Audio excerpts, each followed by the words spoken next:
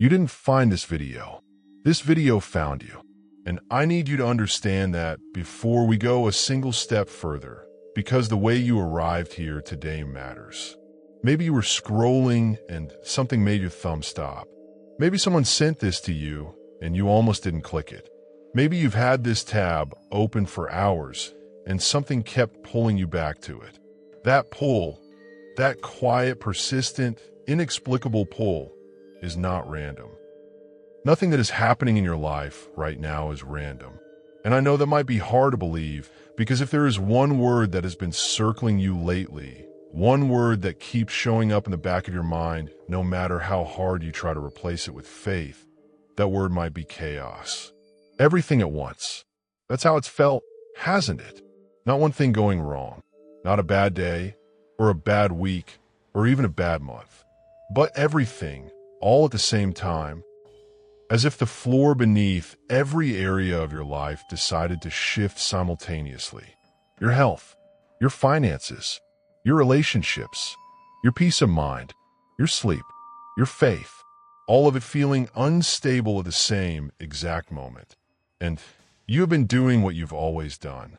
You have been holding on, praying through it, getting up every morning and putting one foot in front of the other, even when the ground beneath you doesn't feel solid.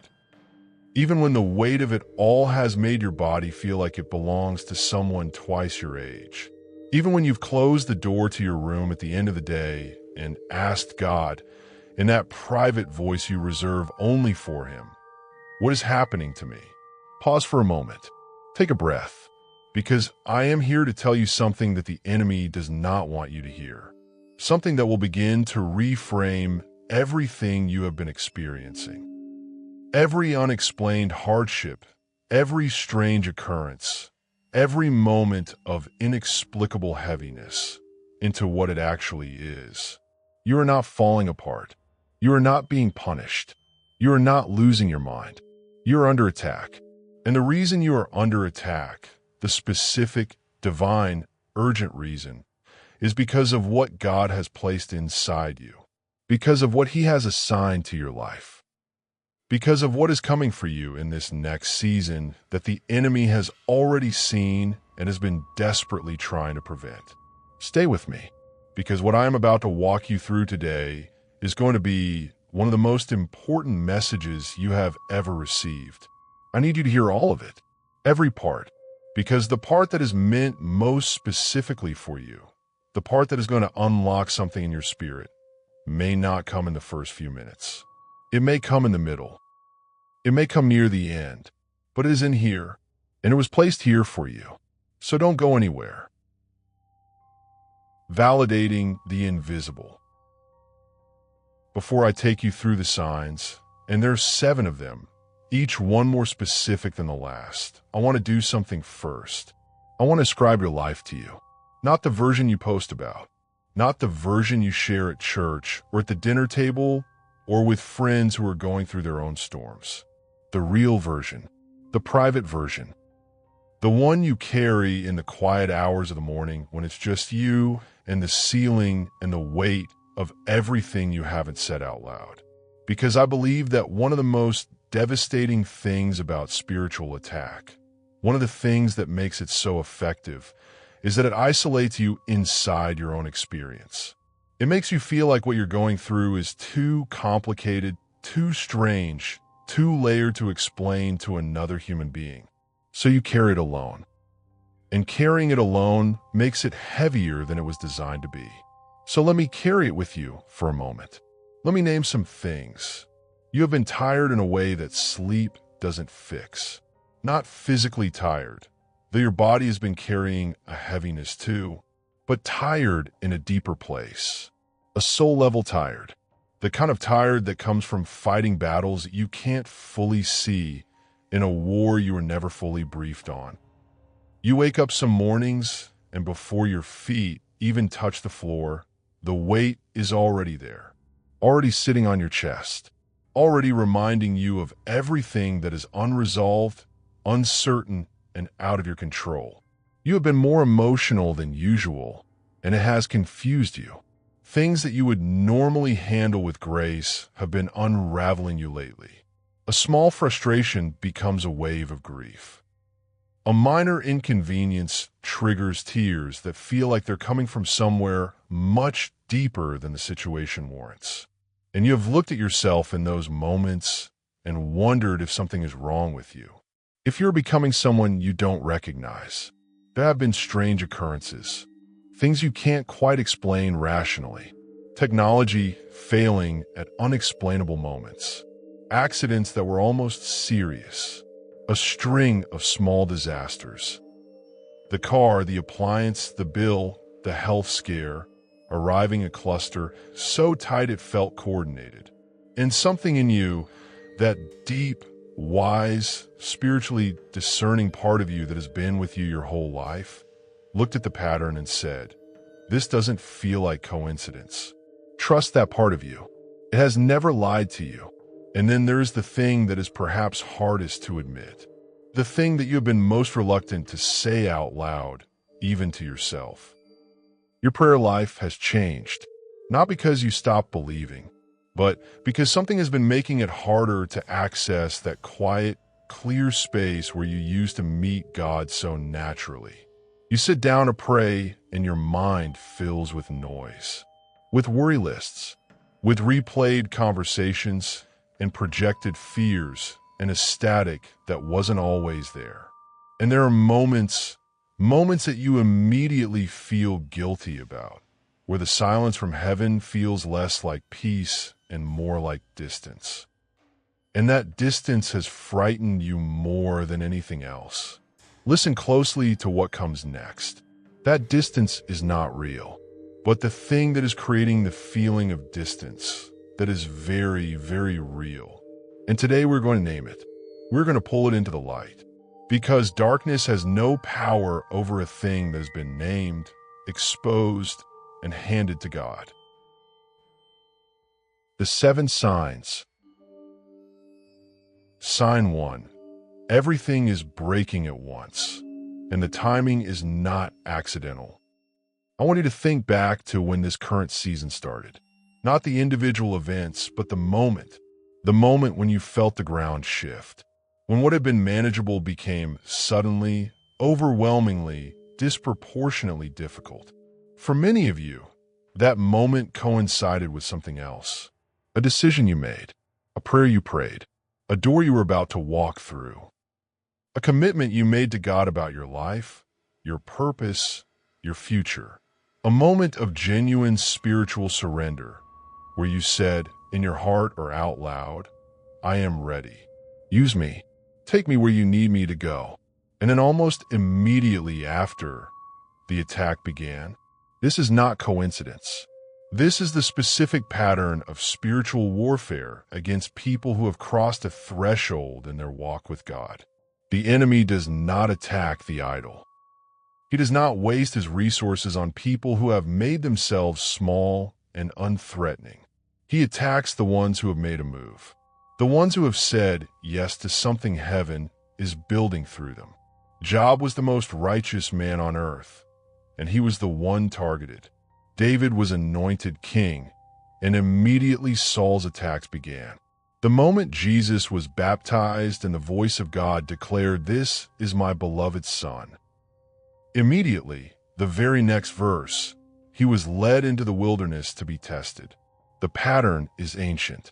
It is consistent, and it is actually, when you understand it correctly, a compliment. Because the enemy does not deploy his heaviest artillery against people who pose no threat to his plans. The fact that everything broke at once, the fact that the attacks came in a cluster, is evidence that something in the spiritual realm recognized what you were about to step into and panicked. Let me say that again, because I need you to truly receive it. The intensity of what you have been facing is directly proportionate to the magnitude of what God is preparing to do through your life. Pause for a moment. Take a breath. Now I know what some of you are thinking. You are thinking, but I'm not anyone special. I'm not a pastor. I'm not a missionary. I'm not running some great ministry. I'm just trying to get through my days. What could the enemy possibly want from me? And to that I say, stop measuring your assignment by the world's definition of significance. Some of the most powerful spiritual assignments on this earth are carried by ordinary people living ordinary lives who pray for their grandchildren every single day, who call a friend in crisis at exactly the right moment, who give from their last without anyone seeing, who carry a quiet faithfulness that holds entire family lines together, who have been placed specifically in the lives of people who need exactly the kind of love and wisdom that only their particular journey has produced. You are not small. You have never been small. The enemy knows the names of the people you are assigned to reach. He knows the prayers you have yet to pray. He knows the testimony you will one day give that will break chains in someone else's life. And he has been trying to prevent every single one of those things from happening. That is why everything broke at once. Not because God abandoned the watch, but because the watch has never been more important. Sign 2, the attack on your mind, the thoughts that don't sound like you. This is the sign that I need you to listen to most carefully, because this is the one the enemy uses most effectively against people of faith. And it is the one that causes the most shame, which is precisely why it is almost never talked about openly. You have been having thoughts that don't sound like you. Thoughts of hopelessness that arrive without warning and without a clear trigger. A sudden dark certainty, lasting sometimes only seconds, sometimes longer, that things will never truly get better. That the breakthrough you've been believing for is not actually coming. That you have been fooling yourself. That God's promises are for other people, people more deserving, more faithful, more spiritually put together than you. Thoughts of worthlessness, of being a burden, of having missed your window, of being too old, too tired, too far behind, too broken for God to do anything remarkable with what remains of your life. Thoughts about specific people in your life that feel harsher than your normal heart. Sudden surges of bitterness or resentment toward people you love that leave you feeling guilty and confused about who you are. And perhaps most unsettling, intrusive thoughts during prayer, during worship. Dark interruptions that arrive at your holiest moments as if deliberately timed to break the connection. Let me tell you what those thoughts are. Not where they come from, because I believe you already know in your spirit that they're not entirely your own. But what they are fiery darts.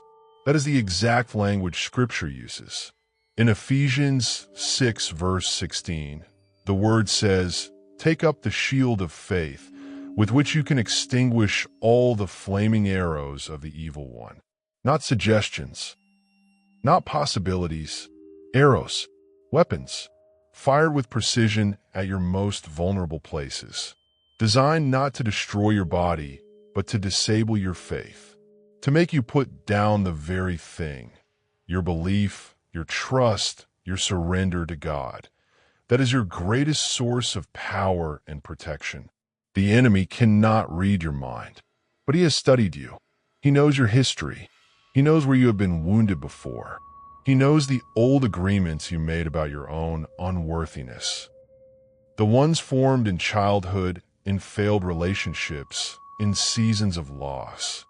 And he fires his arrows directly at those places. He takes the old wound and lights it on fire. And here is the devastating part.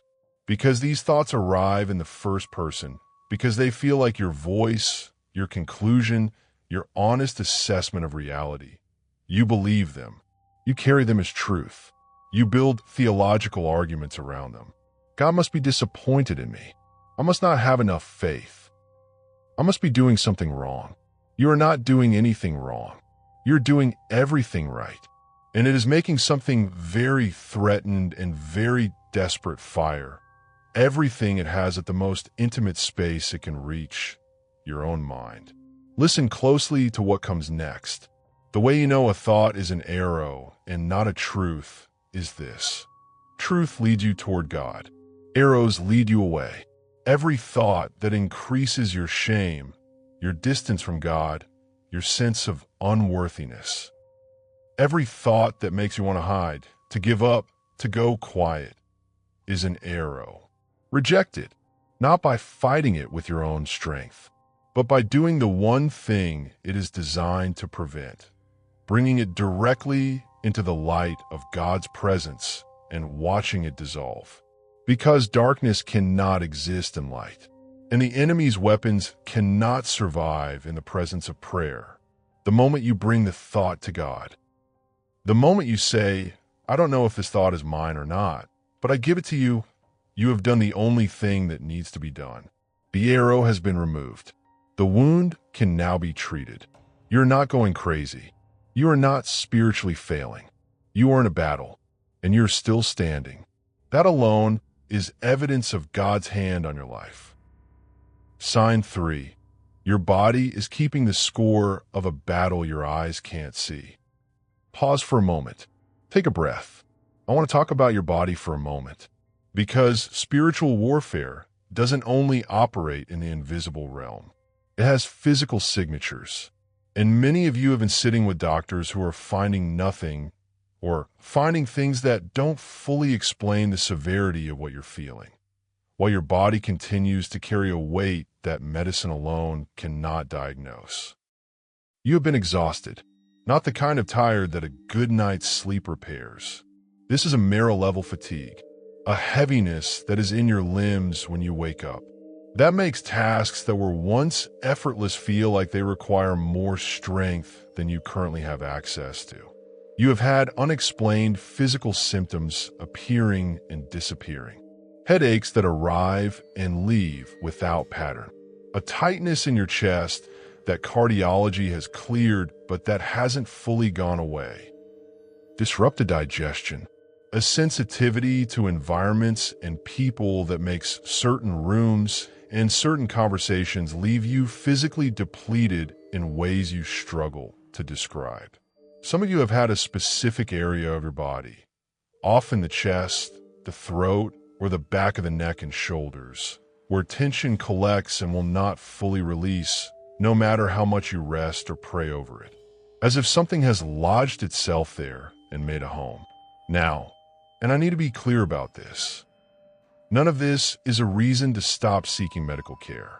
Your body is sacred and God works through doctors and medicine, and He is not asking you to ignore symptoms that need professional attention. Please care for the vessel He gave you.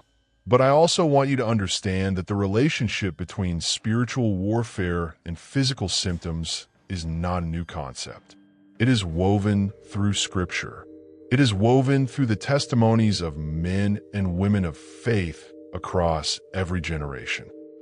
When the attack is intense, the body registers it.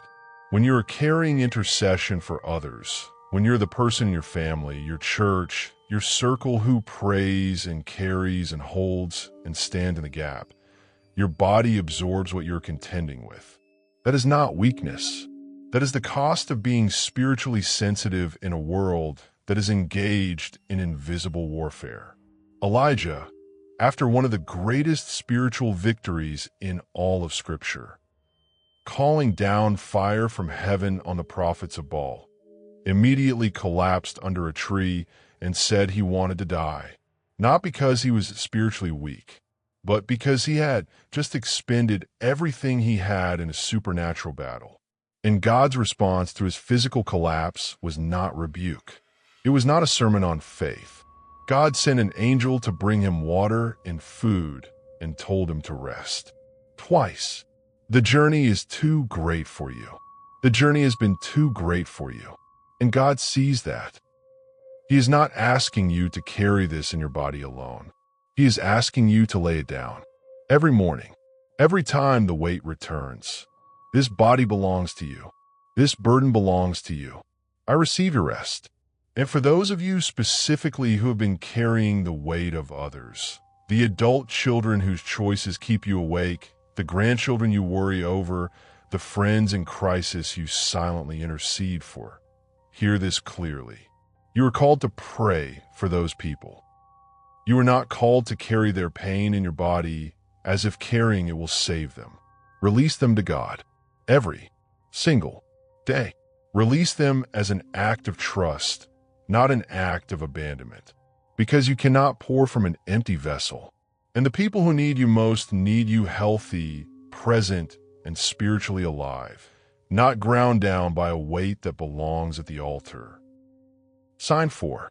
The people who were sent, not drawn, into your life. Listen closely to what comes next, because this sign is one of the most uncomfortable truths in all of spiritual warfare, and it is also one of the most liberating.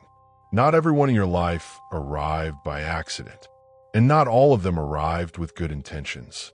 I'm not saying the people in your life are all consciously malicious. Many of them are not. Many of them are simply broken people operating from wounds they've never addressed, fears they've never healed, and patterns they've never examined. They are not villains, but they have been used, sometimes without their own knowledge, to create interference in your life at the specific moments when you are moving towards something heaven had for you. Let me give you some specific patterns to recognize, because this is not about paranoia. This is about discernment. And there is a profound difference between the two. There is the person who consistently arrives in your life with a crisis at the exact moment you're stepping forward. Every time you're on the edge of a breakthrough, every time you have made a decision to prioritize your own healing, your own growth, your own peace, this person's emergency appears. And because of who you are, because of the generous, caring, deeply compassionate soul that God built you to be, you stop. You turn back. You give your energy, your time, your focus to their emergency. And the momentum you had built is gone. This is not always manufactured, but the pattern is not accidental. There is the person who speaks life to your face and something different in your absence. You cannot always prove this. You have no recordings, no screenshots, but you feel it in the way the energy in a room shifts when you enter, in the way certain relationships around you have cooled without explanation, in a discernment in your spirit that something is being said about you in spaces you cannot see. And then there is perhaps the most painful one. The person you love deeply. The person you have prayed for, fought for, shown up for through every season. Who carries something toward you that is not hatred, but is not quite love either. It is something more like resentment. A low frequency of competition or bitterness or envy that they may not even be fully conscious of. That colors every interaction with a subtle undermining that leaves you feeling smaller after time spent with them, though you could never quite explain why. I want to speak to the women specifically who are carrying this in a family relationship, a sibling, a grown child, a person who's been part of your life so long that the idea of naming what they carry toward you feels like betrayal. Like you're the ungrateful, unloving one for even noticing. You're not ungrateful. You're not unloving. You are discerning. And discernment is not the same as judgment. Discernment doesn't mean you cut people off or close your heart to them. Discernment means you stop giving them access to the parts of your life that they have demonstrated they cannot handle with care. You love them from an appropriate distance. You pray for them, genuinely, faithfully, but you stop placing your pearls where they will not be honored. Because here is what the enemy understands about your assignment, that he is counting on you not understanding about yourself. Your anointing is transferable through proximity. The people you spend the most time with are either being lifted by what God has placed in you, or they're drawing from it in ways that are draining the very reservoir that was meant to be poured out in your purpose. You're too close to your destiny to keep pouring into the wrong vessels. Proverbs 4 verse 23 says, "Above all else, guard your heart, for everything you flow from it." Guard your heart, not with bitterness, not with walls that keep everyone out, but with wisdom, with the discernment to know the difference between the people who were sent to walk with you into your next season and the people who were sent to keep you from arriving. Checkpoint. If you are still here, and I believe you are, I want to acknowledge something. It takes a certain kind of soul to sit with this message, to let it go this deep, to resist the urge to deflect or dismiss what is being stirred up inside you right now. The fact that you are still listening tells me something about who you are. You are a fighter, even when you are exhausted, even when you don't feel like one. Something in you keeps showing up, keeps seeking, keeps pressing in for the truth. Even when the truth is hard to hear. We are about halfway through. And what comes next, signs 5, 6, and 7, are the ones I've been specifically led to deliver to someone listening to this message today. Someone who has been carrying a very specific burden that we haven't named yet. Don't go anywhere. Sign 5. The spiritual attack on your sleep. What is happening in the night? I want to ask you something personal. When did you last sleep through an entire night without waking between 2 a.m. and 4 a.m.? For many of you, the answer is you can't remember. It's been months, possibly longer. You wake in that window, and the waking is not gentle. It is not the soft, gradual rising to consciousness of someone well-rested.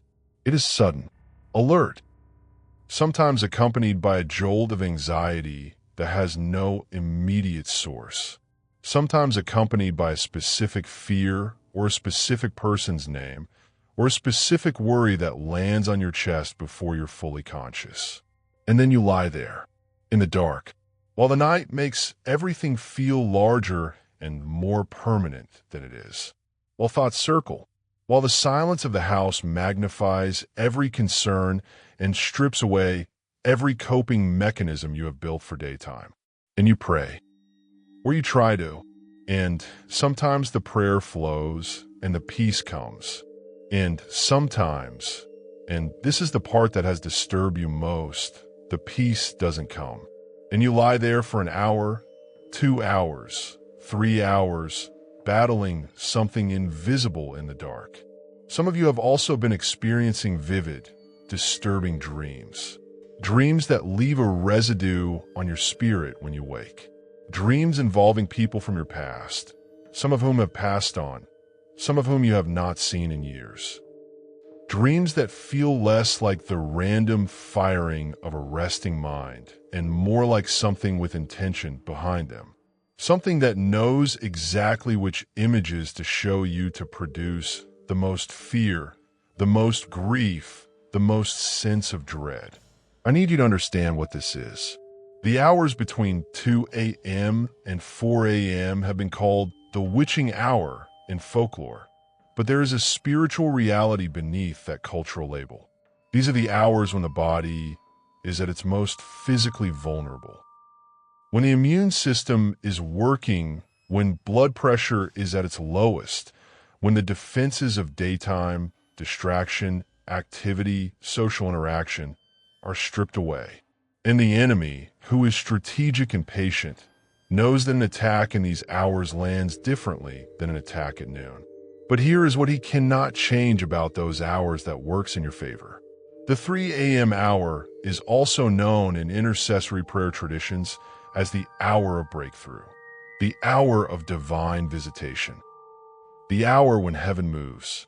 When the disciples slept in the garden, Jesus was awake, praying, pressing in, carrying the weight of the assignment. The night watch is not abandoned territory. It is contested territory. And contested territory means something is worth fighting over. When you wake in the night, instead of fighting the waking, instead of filling the silence with the noise of your worries, try something different. Lie still and say, out loud or in your spirit, simply this: I am awake, Lord. I am here. What do you need me to pray? Because sometimes the waking is not an attack. Sometimes the waking is a summons. Sometimes there is a person, a situation, a spiritual battle that needs your intercession at exactly that hour. And God knows that you are one of the few people who will say yes. Your sleeplessness may be the most expensive spiritual assignment you didn't know you had accepted. Psalm 121 verse 4 says, "He who watches over Israel will neither slumber nor sleep." You serve a God who does not sleep, who is awake in every hour of your night, and who is present with you in every 3 a.m. that has felt like abandonment. You are not alone in the dark. You have never been alone in the dark. Sign 6. The sudden collapse of things that were stable. The attack on your foundation. Pause for a moment. Take a breath. This sign is specifically for those of you who feel like the attack hasn't just come for your emotions or your mind, but for the actual structural foundations of your life. The job that felt secure, shaken. The financial plan you had carefully built, disrupted by something you didn't see coming. The friendship that had been a source of stability for years, suddenly fractured by a misunderstanding that seems disproportionate to the damage it caused. The health, your own or someone you love deeply, introducing a fear that has rearranged your sense of security. And the cruelest part of this sign is not the individual losses. It is the accumulation, the way they stack, the way each new disruption arrives before you fully process the one before it. So that you are carrying the grief of multiple losses simultaneously, without the space to properly mourn any of them. This is a specific warfare strategy. The enemy does not always come for the thing he actually wants to destroy first. He comes for the things that support the thing he wants to destroy. He attacks your peace so that your faith feels wobbly. He attacks your finances so that your mental bandwidth is consumed with survival and has nothing left for purpose. He attacks your key relationships so that your support structure is compromised at exactly the moment you need it most. He is building a case, a felt case, that God is not coming through for you. And his goal is not to make you hate God. It is something subtler and more devastating than that. His goal is to make you quietly withdraw from God, to make your faith become a habit rather than a living, breathing, daily dependence, to make your prayers become a list of requests sent into a silence that feels increasingly indifferent, to make you function from religion rather than relationship, going through the motions while the intimacy quietly dies. Because intimacy with God is your access to everything, every gift, every protection, every download of wisdom and direction, every supernatural provision, every door that opens without a human hand behind it. And the enemy knows that if he can damage that intimacy, if he can insert a layer of disappointment or distance between you and the God who is the source of everything, the rest will eventually follow. But here is the thing about foundations. In Matthew 7 verses 24 to 25, Jesus describes the man who built his house on the rock. And he says that when the rain came down and the streams rose and the winds blew and beat against that house, it did not fall. Not because nothing came against it, but because the foundation held. The storm was real. The rain was real. The winds were real. Jesus doesn't describe a life of faith as a life without storms. He describes it as a life where the foundation survives the storm. Your foundation is being tested right now, not destroyed, tested. And the test is not, can you feel happy and peaceful and certain while everything is stable? The test is, can you trust the foundation when everything built on top of it is shaking? You can. Not because you are strong enough, but because the foundation was never built on your strength to begin with. Sign 7. The silence, when it feels like God has stopped speaking. This is the one that I have been building toward. This is the sign that I believe is most specifically placed in this message for someone who is listening right now. There has been a silence, not the peaceful silence of rest, not the golden silence of a soul that is simply content in God's presence without needing words. This is a different silence, a bewildering silence, a silence that is felt in your most honest moments. Like the line has gone dead. You used to have a prayer life that felt active and alive. You used to feel God's presence and worship in a way that moved through you physically, a warmth, a peace, a tangible sense of being held. You used to receive clear, confident impressions during your quiet time, a scripture that landed exactly when you needed it, a thought that arrived with a clarity that you knew was not your own, a sense of direction when you were standing at a crossroads. And now, or for some season recently, those things have felt absent, muted, as if you were speaking into a room and hearing only the echo of your own voice coming back. And you have turned this silence against yourself. You have asked what you did wrong. You have revisited your sins, your shortcomings, your inconsistencies. You have wondered if this is discipline, if this is judgment, if God has decided to redirect his attention to someone more deserving, more consistent, more spiritually mature. I need you to stay with me very carefully right now, because what I am about to say may be the most important thing in this entire message. The silence you are experiencing is not God's absence. It is the enemy's interference. There is a difference, and the difference matters infinitely. God's silence, his genuine, purposeful, developmental silence.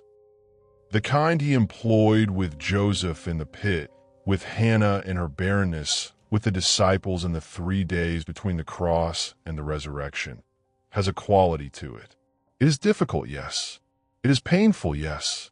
But beneath the difficulty, beneath the pain, there's a bedrock certainty that holds.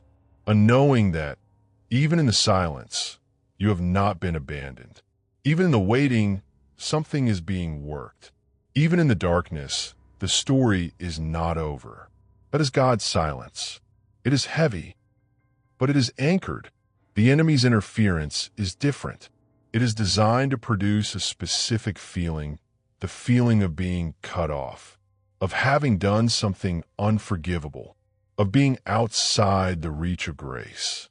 It is designed to produce shame, which produces withdrawal, which produces the actual distance it has been pretending already exists.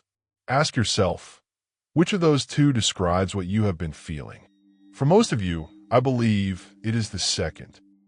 Because the very fact that you're grieving the silence, the very fact that the distance pains you, is itself evidence that the connection is still alive. You do not grieve the absence of something you never loved. You do not ache for the voice of a God who is a stranger to you. Your grief for the silence is your love for God expressing itself. And love, genuine, deep, costly love, is not the condition of a heart that has been abandoned. It is the condition of a heart that is deeply, irrevocably connected. Isaiah 59 verse 2 says that it is our iniquities that separate us from God. But Romans 8 verses 38 to 39 answers that with a completeness that should silence every lie the enemy has told you. Neither death nor life, neither angels nor demons, neither the present nor the future, nor any powers, neither height nor depth, nor anything else in all creation will be able to separate us from the love of God. Nothing. That word is not a suggestion. It is not a comfort offered to the spiritually elite. It is a covenant statement spoken over your specific life, in your specific season, in your specific silence. Nothing has separated you from God. Not your failures, not your inconsistency, not your doubt, not your fatigue, not your questions, not your 3 a.m. wrestling, not the years that felt wasted, not the choices you regret, not the version of yourself you are ashamed of. Nothing. You are still held. You have always been held, and the silence is about to break. the reframe. I want to bring everything together now, because I have walked you through 7 signs, 7 specific signatures of spiritual warfare in the life of someone who carries a divine assignment. And I need you to hear how they all connect, because when you see the full picture, it changes everything. Everything you have been experiencing. The simultaneous collapse of multiple areas of your life, the attack on your mind, the physical exhaustion, the relationships that have drained or betrayed you, the disrupted sleep, the shaking of your foundations, the silence. These are not separate misfortunes that happen to arrive in the same season. They are a coordinated campaign, and a coordinated campaign requires a coordinator. And the enemy does not coordinate campaigns against people who are not a threat. I want you to sit with that. Let it move through you, not with pride, but with understanding, with the kind of sacred recognition that comes when you finally see your own life correctly. You are a threat. The life God has built in you, the faith you have carried through every previous storm, the love you have poured into the people around you, the prayers you have prayed in secret, the faithfulness you have maintained when it cost you everything. All of it has produced something in you that the kingdom of darkness cannot afford to let reach its full expression. And so the campaign was launched. But here is what every campaign against a child of God has in common with every campaign that has come before it, going all the way back to the first recorded act of spiritual warfare in the garden. It fails, not because the ones under attack are strong enough to defeat it themselves, but because the one who fights for them, the one who has been present in every pit, every wilderness, every silent season, every 3 a.m., cannot be defeated. Exodus 14, verse 14. And hear this as if it is being spoken directly over your life today, because it is, the Lord will fight for you. You need only to be still. The battle is not yours. The battle has never been yours. Your assignment is not to win the war. It is to remain standing while the war maker fights on your behalf.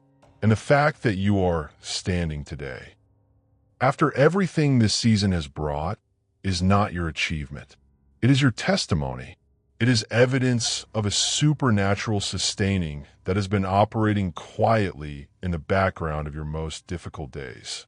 You made it through yesterday, through last month, through last year, not because you were strong enough, because you were carried. The shift prediction. I want to speak very specifically now about the next 48 to 72 hours, because this is not just a message about understanding what has been happening. This is a message about what is about to change. There's a shift that has already begun moving in the spiritual atmosphere over your life.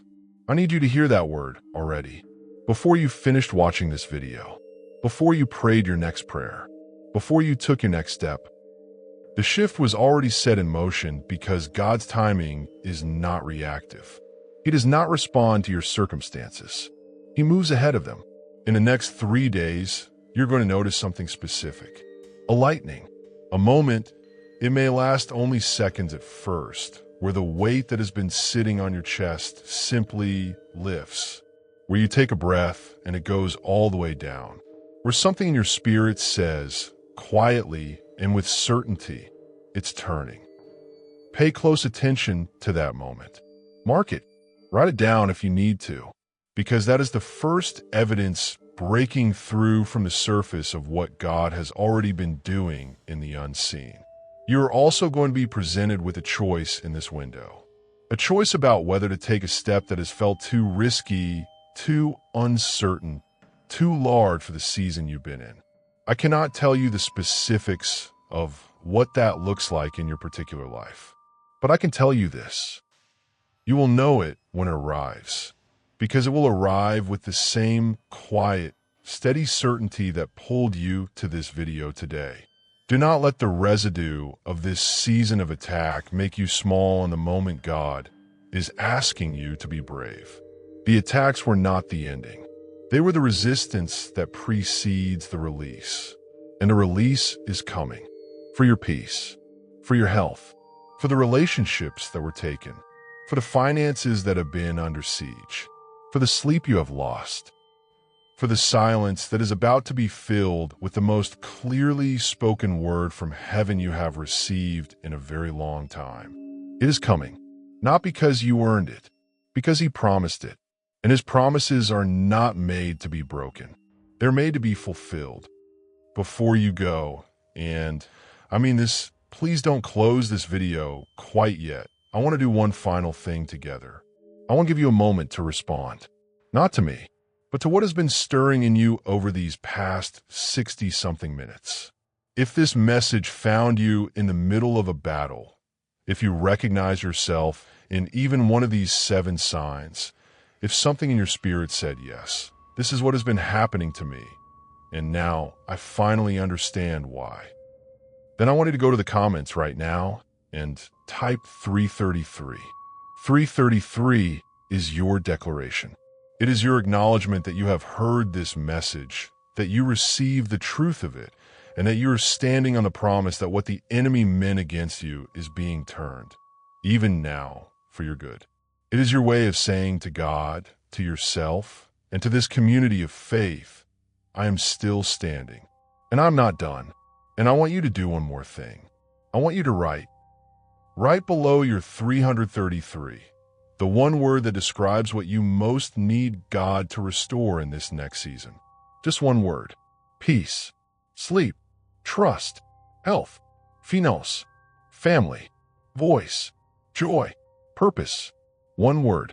Because sometimes the most powerful prayer we can pray is the one that is honest enough to name exactly what we have lost and courageous enough to ask for it back.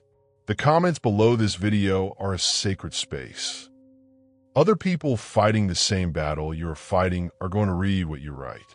And your one word might be the exact word another woman needs to see today to know that she is not alone.